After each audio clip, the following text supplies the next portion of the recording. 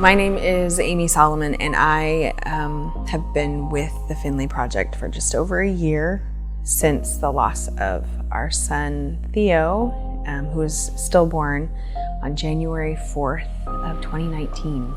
My name is Wendy Higa, and I heard about the Finley Project from a nurse at Winter Park Hospital when I was delivering my stillborn daughter, December 10th, 2018. My name is Chelsea Johnson, and a lot of people don't know that I actually prayed for twins since I was a little girl. I'm laying there and the ultrasound tech is, "We have something to tell you." And I'm like, "There's two, right?" She said, "You knew?" I said, "Yes, I know." I'm Alicia Holden, and I first learned about Noelle's story shortly after Finley passed away.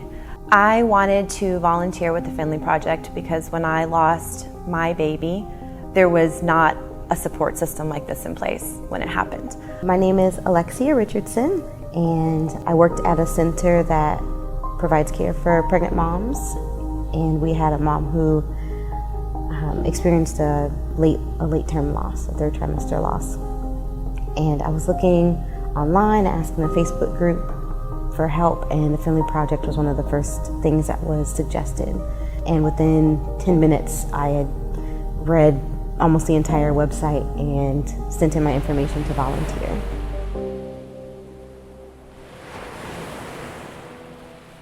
I am Noelle Moore, and I am the Executive Director and founder of the Finley Project.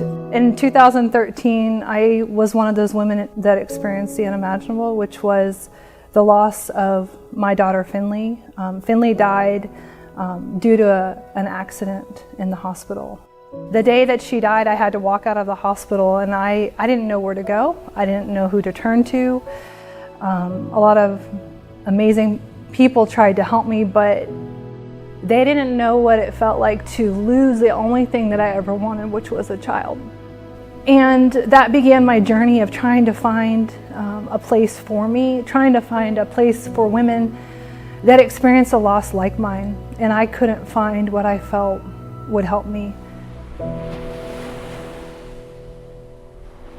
Theo was our first son and our first pregnancy.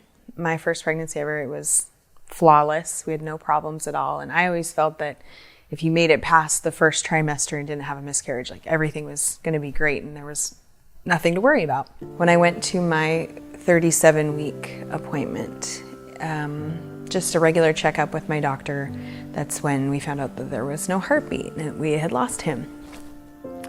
And yeah, it was completely unexpected. No problems at all leading up to that. And actually, even after his birth, there was no explanation as to what happened. The next afternoon, he was delivered by C-section, and we said hello and goodbye all at once.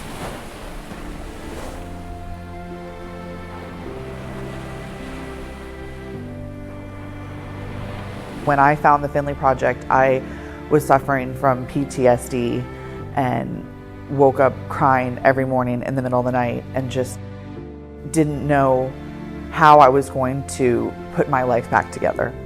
Her heart had stopped at approximately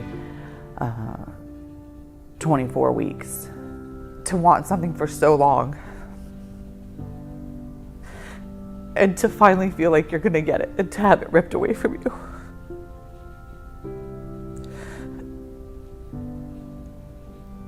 It's just, it doesn't matter, you know, if you have another child, which I've been blessed with very recently, that child is still gone forever. So we only had about an hour with our baby. And when they took him away, the first question they came in was, "Okay, so what are you doing for the funeral arrangements?" And I was so blown away because I never thought that would be a thing.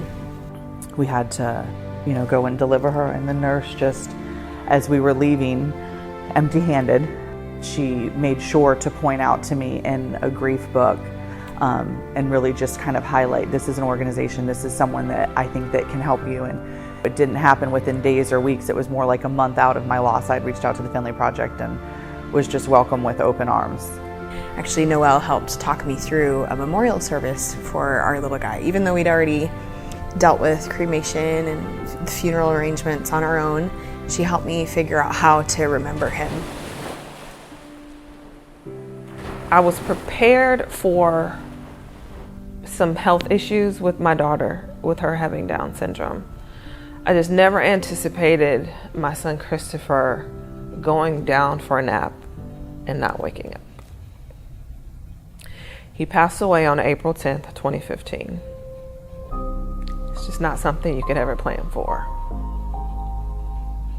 It was not long after Christopher passed away that I showed up to the first moms get together, and I knew that this was the group that I needed but never wanted to be a part of. Once our son died, my husband went back to work and I was just kind of left there. I wasn't working.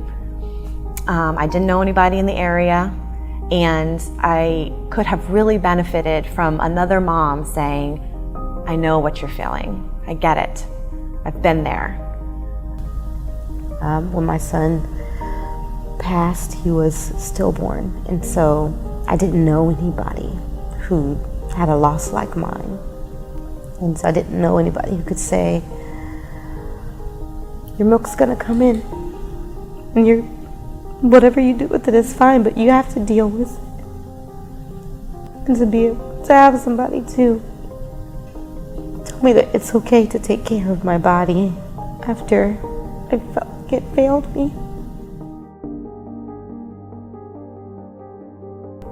Meeting somebody else who understood on that deep level would have been tremendously helpful during my own grieving process.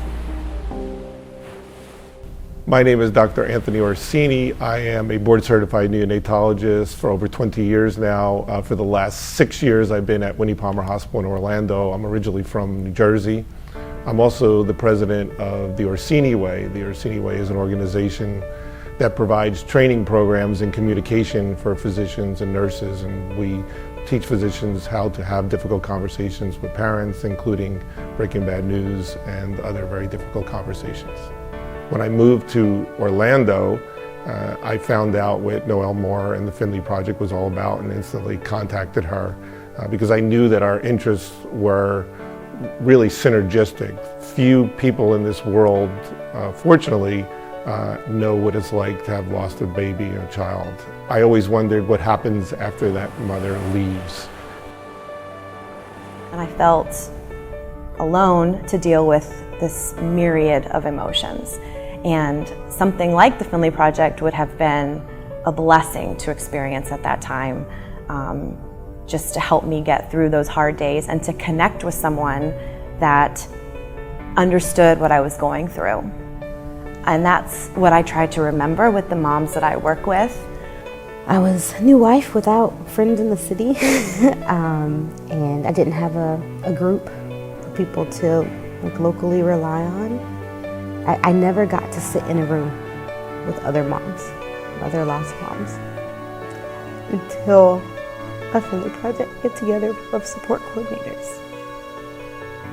And it was healing in a way that I didn't expect 4 years down the line. The biggest gift that it's given me is that it gave me courage to try again.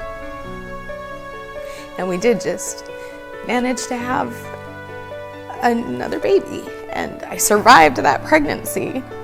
And even now, struggling through that new phase of adjusting to things with our new baby, who is a completely different new soul, we've been able to do that because of the support and the friendship and the community that I found in the Finley Project.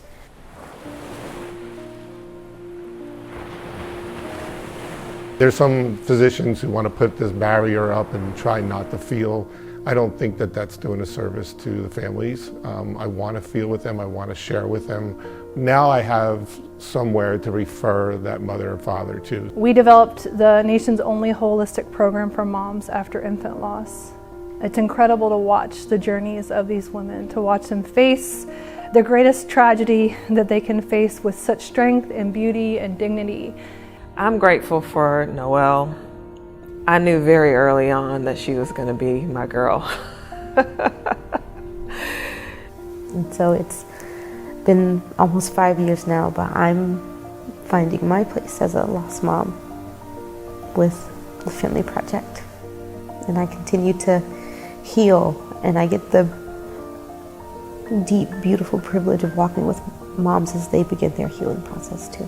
The Finley Project allows for moms to be able to have a voice and have an outlet, and also be an advocate to promote change where doctors and nurses and staff will understand and have some level of empathy and can recognize the trauma that mothers are dealing with.